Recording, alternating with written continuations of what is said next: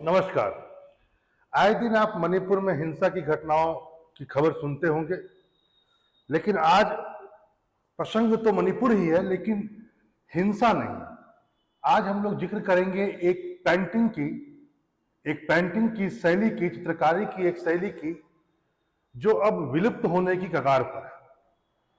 संघर्ष हो ही रहा है, आपको पता होगा, मैतेई और कुकी समुदाय के बीच लगातार वहां संघर्ष चल रहा है। उसी संघर्ष के बीच यह न्यूज बहुत इंपॉर्टेंट हो जाता है।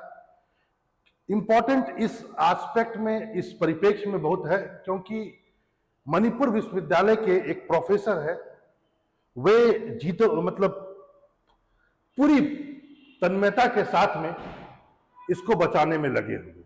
इस पेंटिंग का नाम है सुबिका पेंटिंग। पहले तो आप ये जान लीजिए कि सुबिका क्या है। तो ये पेंटिंग की शैली है और ये मणिपुर से संबंधित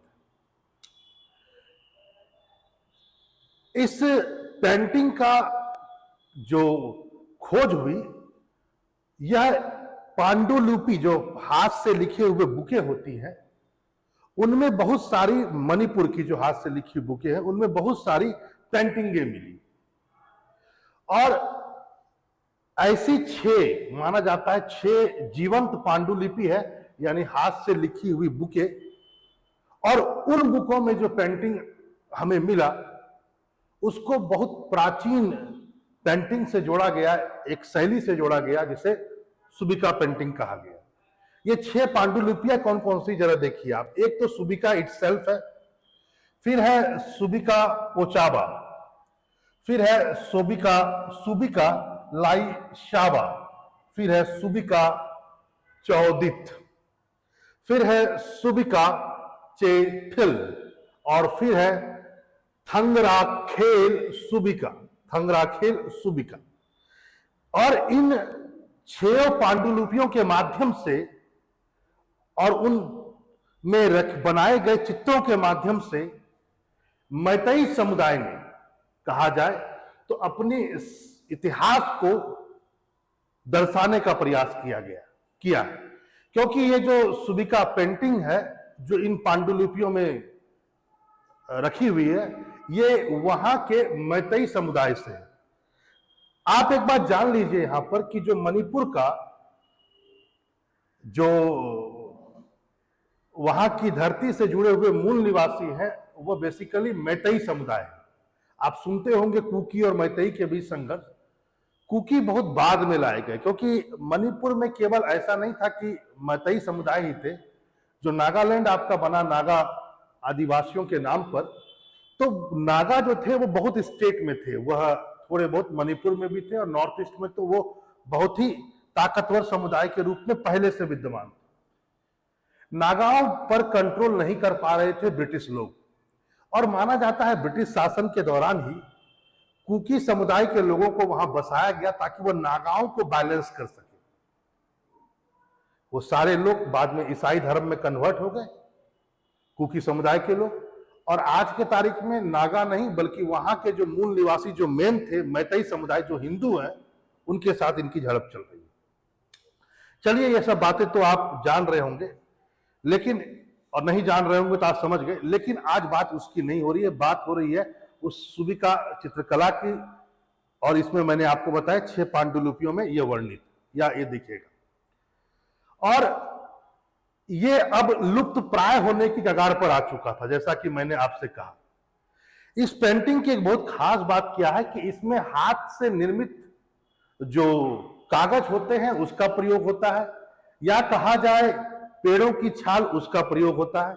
और ये सब चीजें वहां पर स्थानीय रूप से तैयार की जाती थी।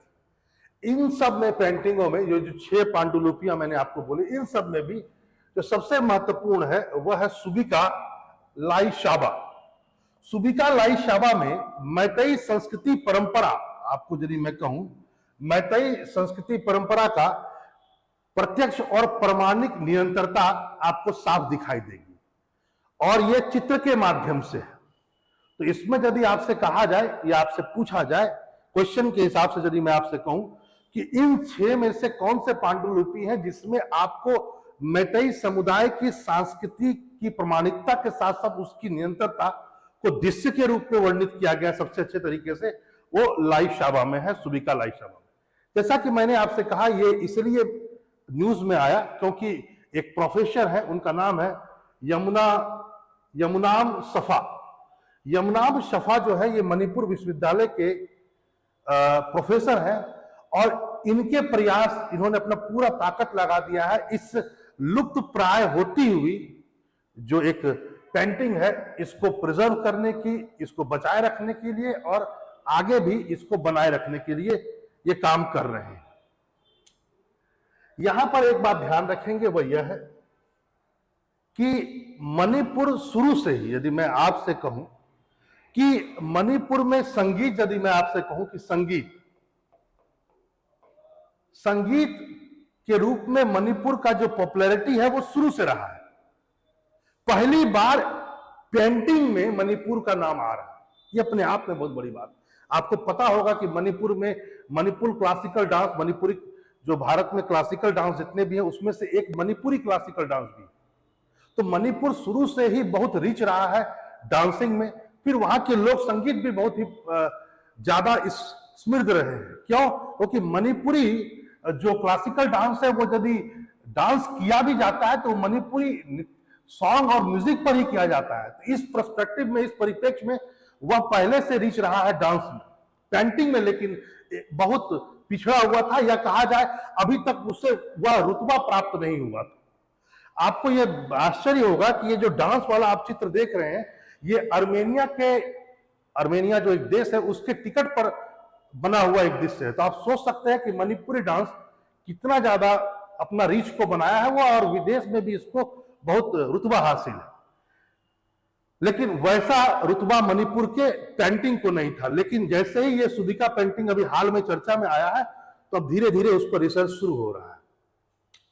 यहां पर एक बात ध्यान रखेंगे, वो ये भी है कि जो सुबिका पेंटिंग के बारे में पहले आपसे कह दूं, वहां का एक शाही इतिहास है जिसे कहा जाता है चेथारोल कुम्बाबा।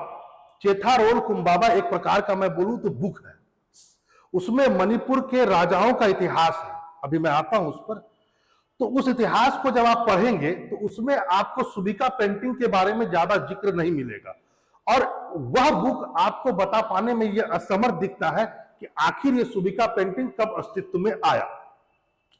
लेकिन इतना जरूर है कि 18वीं शताब्दी और 19वीं शताब्दी में यह अस्तित्व में था और इसका विकास हो चुका था। तो कम से कम बहुत ज्यादा आप पीछे तो नहीं जा सकते हैं, लेकिन इतना जरूर है कि 18वीं और 19वीं शताब्दी के बीच यह अस्तित्व में था। इसके पूरे प्रमाण मिलते हैं। ठीक है। फिर जैसा कि मैंने आपसे कहा कि मणिपुर में संगीत की परंपरा तो बहुत पुरानी है, चाहे वह आप रासलीला मानिए या नट संगीत मानिए, आपको पता होगा। आपको एक बात जान लेना चाहिए, जहां पर मैंने अभी कहा आपसे कि मणिपुरी नृत्य जो क्लासिकल डांस है उसको वहां पर लोग रासलीला भी कहते हैं। इसको भी आपको समझना होगा। तो बहुत ज्यादा इसको आप ये मत समझिएगा, मणिपुरी नृत्य को रासलीला भी कहते हैं। और मेतई समुदाय के लोग जो है वह बाकायदा इसे कहते हैं जोगोई रास या रास जोगोई। तो इस बात को भी ध्यान रखेंगे कि अभी चूंकि मैं पेंटिंग की बात कर रहा था, लेकिन बीच में नृत्य का भी जिक्र आया, तो इसको भी ध्यान में रखेंगे।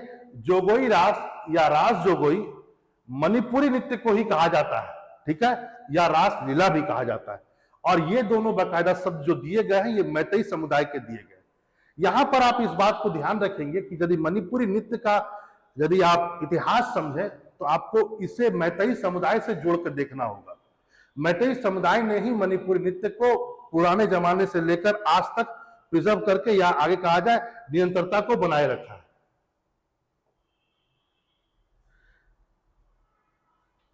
जैसा कि मैंने आपसे एक बुक का भी जिक्र किया था, चैथारोल कुम्बाबा का, जिसमें शाही इतिहास का वर्णन है।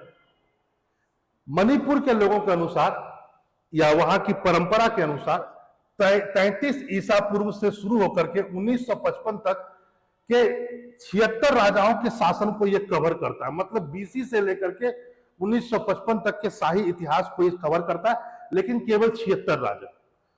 माना जाता है कि इसकी शुरुआत, इस शाही एक तरह से इसका नाम दिया गया royal Chronicle of the Manipur. इस बुक को कहा जाता है रॉयल क्रॉनिकल ऑफ मणिपुर। इस बुक की शुरुआत यदि कही जाए इस राजा के द्वारा हुई थी, वह हुई थी 1485 में। एक राजा हुए थे कयंबा, इनके शासन काल में यह शुरू हुआ कि चलो भाई राजाओं का इतिहास लिखा जाए।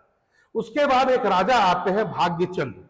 उन्होंने कुछ पुराने राजा, मतलब किसी के मुंह से सुना होगा कि हमारे परदादा या इस समय, तो उन्होंने कुछ पीछे के राजाओं को भी इसमें फिर इंक्लूड किया और बातें पहुंच गई बीसी तक। ठीक है, इसको भी ध्यान रखेंगे। यानी पहले तो आप जान लीजिए जो चई थारोल कुम्बाबा जो है वो बेसिकली एक बुक है रॉयल क्रॉनिकल ऑफ मणिपुर का, एक तरह से कहा जाए राजाओं का है। और जैसा कि मैंने आपसे कहा इसकी शुरुआत कयंबा ने की थी, वहां से इसकी शुरुआत हुई। लेकिन उसके बाद एक राजा आए भाग्यचंद, उन्होंने कुछ पीछे के राजाओं को भी इसमें सम्मिलित किया। लेकिन एक बात जरूर है, इसकी ऑथेंटिसिटी पर एक प्रश्न चिन्ह हमेशा लगा हुआ रहता है कि आखिर जितने राजाओं का नाम लिया गया वह कितने सही थे या कुछ बनावटी भी हो सकते हैं, उसकी बात हम लोग यहां पर नहीं कर रहे। फिलहाल आप जान लीजिए सुबिका पेंटिंग के बारे में। और जैसा कि मैंने आपसे कहा कि यह एक मैतई समुदाय के द्वारा दिया गया या किया गया एक बहुत ही बड़ा काम है। और अभी तक मणिपुर केवल क्लासिकल डांस या नृत्य के रूप में ही प्रसिद्ध था, अब पेंटिंग के रूप में भी वह जगह बना रहा है। चलिए फिर मिलते हैं एक नए टॉपिक के साथ। नमस्कार।